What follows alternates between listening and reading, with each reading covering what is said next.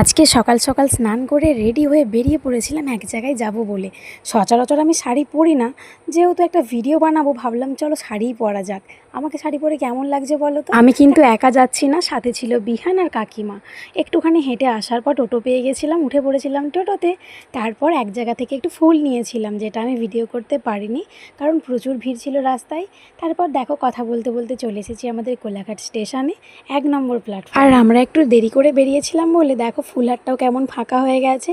সকালে এলে কিন্তু এই ফুলহাটটাতে প্রচণ্ড ভিড় থাকে। ঘর থেকে কিছু খেয়ে বেরোনো হয়নি, তাই ভাবলাম একটু মুড়ি কিনে নিই। মুড়ির থেকে বেশি ছোলা মশলা দিয়ে দিয়েছিল। যাই হোক, তারপর একটার পর একটা ট্রেন বেরিয়ে যাচ্ছিল, কিন্তু আমরা যেটার অপেক্ষা করছিলাম সেই ট্রেনটা আসছিল না। বসে বসে বিহান তো কত চকলেট খেয়ে নিল। যাই হোক, ফাইনালি আমাদের ট্রেনটা এসে পৌঁছেছে।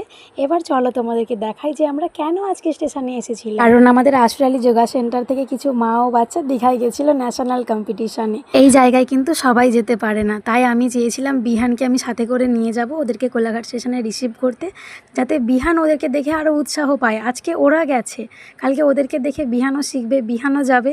সেই জন্যই আমার যাওয়া, আর ওদেরকেও উৎসাহ দেওয়া যাতে ওরা আরও এগিয়ে যেতে পারে। তোমরাও যদি আমাদের পাশে থাকতে চাও একটা লাইক কমেন্ট করে জানিও, উৎসাহ দিও যাতে আমরা আরও এগিয়ে যেতে পারি।